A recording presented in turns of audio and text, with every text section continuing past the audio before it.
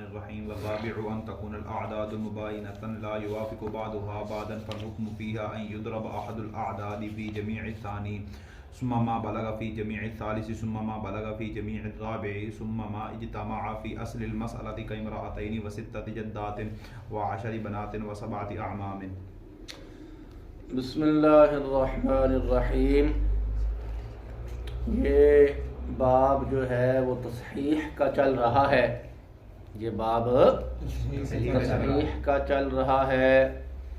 تو مسائل کی تصحیح کرنے کے لیے مصنف نے بتایا تھا کہ کل 7 اصول ہیں. کتنے اصول ہیں؟ 7 اصول ہیں. 7 اصول ہیں. ان میں سے 3 اصول وہ تھے کہ جن کا تعلق جو ہے وہ رؤوس اور سہام کے ساتھ تھا. رؤوس اور سہام کے ساتھ تھا. سہام کے ساتھ تھا. اور 4 اصول ایسے تھے کہ جن کا تعلق جو ہے وہ رؤوس اور رؤوس کے ساتھ تھا. رؤوس اور رؤوس کے ساتھ تھا. تو اب تک جو ہے 7 اصولوں میں سے جو 6 اصول ہیں وہ بیان ہو چکے ہیں. 6 اصول بیان ہو چکے ہیں. تو آخری قاعدہ 7واں قاعدہ رہ گیا ہے. آخری قاعدہ جو 7واں قاعدہ ہے وہ باقی ہے. اور ظاہر بات ہے کہ جو آخری 4 قاعدے تھے کہ جن کے اندر رؤوس اور رؤوس کے درمیان نسبت کو دیکھا جاتا تھا. رؤوس اور رؤوس کے درمیان نسبت کو دیکھا جاتا تھا. تو ان 4 قاعدوں میں سے پھر آخری 4 قاعدہ آخری بن جائے گا. 4 قاعدہ آخری بن جائے گا. تو 4 قاعدہ آخری جو قاعدہ ہے وہ یہ ہے: کسی مسئلہ کے اندر کسر اور ٹوٹن جو ہے وہ 2 یا 2 سے زیادہ فریقوں کے سہام میں واقع ہو رہی ہو اور رؤوس کے درمیان جو نسبت ہے وہ تباین کی ہو. رؤوس اور رؤوس کے درمیان نسبت تباین کی ہو. تو اس صورت کے اندر کل عدد رؤوس کو دوسرے کل کے عدد رؤوس کے ساتھ ضرب دیں گے. جو حاصل ضرب ہوگا اس کو تیسرے فریق کے کل کے ساتھ جو ہے وہ ضرب دیں گے. تیسرے فریق کے کل کے ساتھ ضرب دیں گے. پھر جو حاصل ضرب ہوگا اس کو چوتھے فریق کے کل کے ساتھ کیا کریں گے؟ ضرب دیں گے. تو تمام فریقوں کے ساتھ یوں ہی کریں گے. تمام فریقوں کے ساتھ یوں ہی کریں گے. پھر جو آخری حاصل ضرب ہوگا حاصل ضرب ہوگا اس کو ضرب دیں گے اصل مسئلہ کے ساتھ. اس کو ضرب دیں گے اصل مسئلہ کے ساتھ. تو جو حاصل ضرب آئے گا اس سے مسئلہ کی تصحیح کی جائے گی. جو حاصل ضرب آئے گا اس سے تصحیح کی جائے گی. اس کی مثال آپ جو ہے وہ سماعت فرمائیں. ایک شخص جو ہے فوت ہو جاتا ہے اور اس کے ورثاء کے اندر اس کی 2 بیویاں ہیں، 10 بیٹیاں ہیں، 6 دادیاں ہیں اور 7 چچے ہیں. ٹھیک ہے؟ 2 بیویاں، 10 بیٹیاں، 6 دادیاں اور 7 چچے. تو ہم سب سے پہلے جو کام کرتے ہیں کہ میت لکھنے کے بعد 2 بیویاں لکھتے ہیں، اس کے بعد پھر 10 بیٹیاں لکھ لیتے ہیں، اس کے بعد 6 دادیاں اور آخر کے اندر ہم 7 چچے لکھتے ہیں. ٹھیک ہے؟ تو یہاں پر چونکہ مرنے والے شخص کی جو ہے اولاد موجود ہے اور جب مرنے والے کی اولاد موجود ہو تو اس کی جو بیویاں ہوتی ہیں ان کو ملا کرتا ہے سمن. لہذا 2 بیویوں کے نیچے ہم لکھ دیتے ہیں سمن. 2 بیویوں کے نیچے سمن لکھ دیتے ہیں. اور جب کسی شخص کی 2 یا 2 سے زیادہ بیٹیاں موجود ہوں تو ان کو ملا کرتا ہے سلوسان. تو 10 بیٹیوں کے نیچے ہم لکھ دیتے ہیں سلوسان. اور دادیوں کا حصہ جو ہے وہ سدس ہے تو دادیوں کے نیچے ہم سدس لکھ دیتے ہیں. اور چچے چونکہ عصبات میں سے ہوتے ہیں اس لیے پھر چچوں کے نیچے ہم لکھ دیتے ہیں عصبہ. کیا لکھ دیتے ہیں؟ اب آپ دیکھیں کہ یہاں پر اس مسئلہ کے اندر پہلی نوع کا جو سمن ہے وہ دوسری نوع کے سلوسان اور سدس کے ساتھ جمع ہے. لہذا قانون کے مطابق مسئلہ بنائیں گے 24 سے. مسئلہ بنائیں گے 24 سے مسئلہ بنائیں گے. تو میت کے اوپر ہم لکھ دیتے ہیں 24. اب اس 24 میں سے حصے نکالنے ہیں اس 24 میں سے حصے نکالنے ہیں. تو 24 کا جو سمن ہے وہ بنتا ہے 3، لہذا بیویوں کے سمن کے نیچے ہم لکھ دیتے ہیں 3، اور 24 کا جو ثلثان ہے وہ بنتا ہے 16، لہذا بیٹیوں کے ثلثان کے نیچے لکھ دیتے ہیں ہم 16، اور 24 کا جو سدس ہے وہ بنتا ہے 4، لہذا دادیوں کے سدس کے نیچے ہم لکھ دیتے ہیں 4۔ اب آپ ان حصوں کو جمع کر کے دیکھیں، بیویوں کے 3 ہیں اور بیٹیوں کے 16 ہیں، 16 اور 3 19، 16 اور 3 19، اور دادیوں کے جو ہیں وہ 4 ہیں، 19 اور 4 23، ٹھیک ہے، 23 ہوگا 24 میں سے، باقی بچ گیا 1، تو یہ 1 جو بچ گیا ہے جو چچا ہے اس کے اسبات کے نیچے 1 لکھ دیتے ہیں، اس کے نیچے ہم لکھ دیتے ہیں 1 لکھ دیتے ہیں، ٹھیک ہے۔ اب آپ دیکھیں کہ جو بیویاں 2 ہیں اور ان کے حصے کتنے ہیں؟ 3، بیویاں 2 ہیں، حصے 3 ہیں، تو 3 حصے جو ہیں وہ 2 بیویوں پر جو ہے وہ بغیر کسر اور ٹوٹن کے تقسیم نہیں ہوتے ہیں، بغیر کسر اور ٹوٹن کے تقسیم نہیں ہوتے، بلکہ کسر واقع ہو رہی ہے، ظاہر بات ہے 1.5 آتا ہے نا جی، کیا آتا ہے 1.5 آتا ہے، 1.5 ٹوٹن ہے نا جی، یہ تو کیا ہے ٹوٹن ہے، اور یہاں پر سہام اور رؤوس کے درمیان جو نسبت ہے وہ تباین کی ہے، نسبت تباین کی ہے، لہذا ہم نے کل عدد رؤوس 2 کو محفوظ کر لیا، کل عدد رؤوس 2 کو محفوظ کر لیا۔ اس کے بعد جو بیٹیاں ہیں وہ 10 ہیں اور ان کے جو حصے ہیں وہ 16 ہیں، اور یہ 16 حصے بھی 10 بیٹیوں پر بغیر کسر کے تقسیم نہیں ہوتے، بغیر کسر کے تقسیم نہیں ہوتے، بلکہ ان کے اندر بھی کسر اور ٹوٹن ہے، اور یہاں پر 10 اور 16 کے درمیان جو نسبت ہے وہ نسبت توافق کی ہے، نسبت توافق کی ہے، 10 چھوٹا ہے اور 16 جو ہے وہ بڑا ہے، چھوٹا بڑے کو فنا نہیں کرتا، البتہ یہاں پر تیسرا ایک عدد جو 2 کا عدد ہے وہ موجود ہے جو ان دونوں کو فنا کرتا ہے، جو ان دونوں کو فنا کرتا ہے، اور 2 کا عدد 10 کو جو فنا کرتا ہے تو 5 مرتبوں میں فنا کرتا ہے، 5 مرتبوں میں فنا کرتا ہے، لہذا 10 کا جو وفق ہوگا وہ 5 ہوگا، 10 کا وفق 5 ہوگا، تو ہم نے عدد رؤوس کے وفق 5 کو محفوظ کر لیا،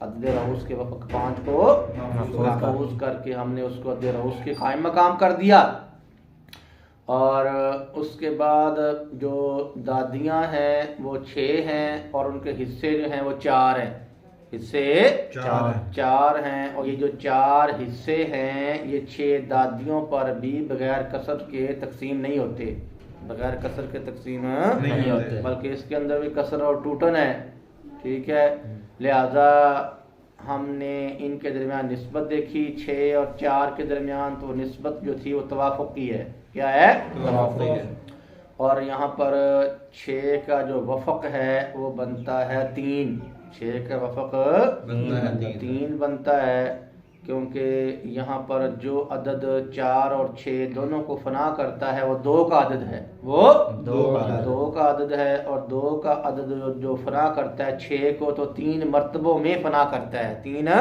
مرتبوں میں فنا کرتا ہے، ٹھیک ہے، لہذا 6 کا وفق آئے گا 3، تو ہم نے 3 کو محفوظ کر کے عدد رؤوس کے قائم مقام کر دیا، ٹھیک ہے۔ اس کے بعد چچے ہیں 7 اور ان کا حصہ ہے 1، اور یہ 1 حصہ بھی 7 چچوں پر جو ہے وہ بغیر کسر اور ٹوٹن کے تقسیم نہیں ہو رہا، 7 اور 1 کے درمیان جو نسبت ہے وہ نسبت تباین کی ہے، لہذا ہم نے کل عدد رؤوس 7 کو جو ہے وہ محفوظ کر لیا، 7 کو محفوظ کر لیا۔ اب ہمارے پاس جو محفوظ شدہ اعداد ہیں وہ 4 ہیں، کتنے ہیں؟ 4 ہیں، نمبر 1 2 اور نمبر 2 ہمارے پاس جو دوسرا محفوظ شدہ عدد ہے وہ 3 ہے، وہ کیا ہے؟ 3 ہے، اور ہمارے پاس جو تیسرا محفوظ شدہ عدد ہے وہ 5 ہے، وہ کیا ہے؟ 5 ہے، اور ہمارے پاس جو چوتھا محفوظ شدہ عدد ہے وہ 7 ہے، ٹھیک ہے جی۔ اب آپ ان محفوظ شدہ اعداد کے درمیان جو ہے وہ نسبت کو دیکھیں. کیا کریں؟ نسبت کو دیکھیں. نسبت کو دیکھیں تو یہ ان کے درمیان جو نسبت ہے وہ تباین کی ہے. کیا ہے؟ تباین کی ہے. نسبت تباین کی ہے. 2 3 5 اور 7 یہ 4 اعداد ہیں. 2 3 5 اور 7. تو ظاہر بات ہے کہ ان کے درمیان جو نسبت ہے وہ کون سی ہے؟ تباین کی نسبت ہے. لہذا قانون نمبر 4 کے مطابق قاعدہ نمبر 4 کے مطابق ہم 2 کو ضرب دیں گے 3 کے ساتھ. 2 کو ضرب دیں گے 3 کے ساتھ تو حاصل ضرب جو ہے وہ 6 آئے گا. حاصل ضرب 6 آئے گا. پھر 6 کو ہم ضرب دے دیں گے اگلے عدد رؤس 5 کے ساتھ تو حاصل ضرب 30 آئے گا. پھر 30 کو ہم ضرب دے دیں گے اگلے عدد رؤس 7 کے ساتھ. 7 کے ساتھ کیا کر دیں گے؟ ضرب دے دیں گے تو حاصل ضرب جو ہے وہ 210 آئے گا. حاصل ضرب 210. ٹھیک ہے. اب اس 210 کو ہم ضرب دیں گے اصل مسئلہ 24 کے ساتھ. اصل مسئلہ 24 کے ساتھ ضرب دیں گے تو حاصل ضرب 5040 آئے گا. حاصل ضرب 5040 آئے گا. حاصل ضرب جو ہے وہ 5040 آئے گا. تو اس 5040 کے ساتھ جو ہے وہ مسئلہ کی تصحیح کی جائے گی. 5040 کے ساتھ مسئلہ کی تصحیح کی جائے گی. اب اس 5040 میں سے ہم نے ہر فریق کو جو ہے وہ حصہ دینا ہے. ہر فریق کو حصہ دینا ہے. اور ہر فریق کو حصہ تصحیح میں سے حصہ دینے کے لیے وہی ہم نے کام کرنا ہے جو پہلے کام ہم کئی بار کر چکے ہیں. جو کام ہم کئی بار پہلے کر چکے ہیں وہ کام ہم یہ پہلے کرتے آئے ہیں کہ بھئی ان کو اصل مسئلہ سے جو حصہ ملا ہوتا ہے, ہر فریق کو اصل مسئلہ سے جو حصہ ملا ہوتا ہے اس کو ہم ضرب دیتے ہیں اس عدد کے ساتھ کہ جس عدد کو ہم نے ضرب دی تھی اصل مسئلہ کے ساتھ ہے. جس عدد کو اصل مسئلہ کے ساتھ ضرب دے کر تو مسئلہ کی تصحیح کی تھی. ٹھیک ہے. تو یہاں ہم نے جس عدد کو اصل مسئلہ کے ساتھ ضرب دے کر تصحیح کی ہے وہ عدد ہے 210 کا. وہ کیا ہے؟ 210 کا عدد ہے. لہذا ہر فریق کو اصل مسئلہ سے جو حصہ ملا ہے تو ان کے اس حصہ کو بھی ہم 210 کے ساتھ ضرب دیں گے. کیا کریں گے؟ 210 کے ساتھ ضرب دیں گے. تو جو حاصل ضرب آئے گا وہ ہر فریق کا حصہ ہوگا. وہ کیا ہوگا؟ ہر فریق کا کیا ہوگا؟ حصہ ہوگا. اب بیویاں 2 اور ان کو اصل مسئلہ سے جو حصے ملے تھے وہ کتنے تھے؟ 3. کیا تھے؟ 3 حصے ملے تھے. لہذا 3 کو ضرب دیں گے 210 کے ساتھ. 3 کو ضرب دیں گے 210 کے ساتھ ضرب دیں گے تو حاصل ضرب جو ہے وہ 630 آئے گا. کیا آئے گا؟ 630 آئے گا. تو یہ 630 جو ہے وہ 2 بیویوں کا حصہ ہے. کیا ہے؟ 2 بیویوں کا حصہ ہے. اور ٹھیک ہے. اب 630 کو ہم 2 پر تقسیم کر دیں. 630 کو 2 پر تقسیم کر دیں تو حاصل قسمت 315 آئے گا. کیا آئے گا؟ 315 آئے گا. حاصل قسمت 315 آئے گا. تو 315 ہر بیوی کا حصہ ہو جائے گا. کیا ہو جائے گا؟ ہر بیوی کا حصہ ہو جائے گا. ٹھیک ہے. اور جو بیٹیاں تھیں وہ 10 تھیں اور ان کے حصے جو تھے وہ 16 تھے. ان کے حصے 16 تھے. تو 16 کو ہم ضرب دیں گے 210 کے ساتھ. 16 کو ضرب دیں گے 210 کے ساتھ تو حاصل ضرب جو ہے وہ 3360 آئے گا. حاصل ضرب 3360 آئے گا. اب یہ جو 3360 ہے 3360 ہے یہ بیٹیوں کا حصہ ہے. یہ کیا ہے؟ بیٹیوں کا حصہ ہے. اب 10 بیٹیاں ہیں تو 3360 کو ہم 10 پر تقسیم کر دیتے ہیں. 10 پر تقسیم کر دیتے ہیں تو جواب جو ہے وہ آئے گا 336. جواب آئے گا 336 336 جواب آئے گا. تو ہر بیٹی کو جو ہے وہ 336 مل جائیں گے. ہر بیٹی کو 336 مل جائیں گے. اور جو دادیاں تھیں وہ 6 تھیں اور ان کا حصہ کیا تھا؟ 4. ان کا حصہ 4 تھا. تو 4 کو ہم ضرب دیتے ہیں 210 کے ساتھ. 4 کو ضرب دیتے ہیں 210 کے ساتھ. تو حاصل ضرب 840 آئے گا. تو یہ جو 840 ہے یہ دادیوں کا حصہ ہے. یہ کیا ہے؟ دادیوں کا حصہ ہے. دادیوں کا حصہ ہے. اب ہر دادی کو کتنا ملے گا؟ تو ہم جناب 840 کو 6 دادیوں پر تقسیم کر دیتے ہیں. 6 دادیوں پر تقسیم کر دیتے ہیں. تو حاصل قسمت آئے گا 140. حاصل قسمت آئے گا 140 آئے گا. لہذا ہر دادی کو جو ہے 140 مل جائیں گے. ہر دادی کو 140 مل جائیں گے. ٹھیک ہے. اور جو چچے تھے وہ 7 تھے اور ان کا جو حصہ ملا تھا وہ ملا تھا 1. حصہ ملا تھا 1. تو 1 کو 210 میں جب ضرب دیں گے تو حاصل ضرب 210 ہی آئے گا. کیا آئے گا؟ 210 آئے گا. ٹھیک ہے. تو یہ 210 جو ہے وہ 7 چچوں کا حصہ ہے. یہ کیا ہے؟ 7 چچوں کا حصہ ہے. تو ہر چچے کو اب کتنے ملنے ہیں؟ تو اس کے لیے ہم کام یہ کرتے ہیں کہ 210 کو 7 پر تقسیم کر دیتے ہیں. 210 کو 7 پر تقسیم کر دیتے ہیں. جواب آئے گا 30 جواب آئے گا. تو معلوم ہوا کہ ہر چچے کا حصہ کتنا ہے؟ 30 ہے. ہر چچے کا حصہ 30 ہے. اور ٹھیک ہے بھائی. لو بھائی یہ تصحیح کا جو باب ہے وہ مکمل ہوا. تصحیح کا باب مکمل ہو گیا ہے. آپ حضرات یہ قواعد و ضوابط ہیں تصحیح کے.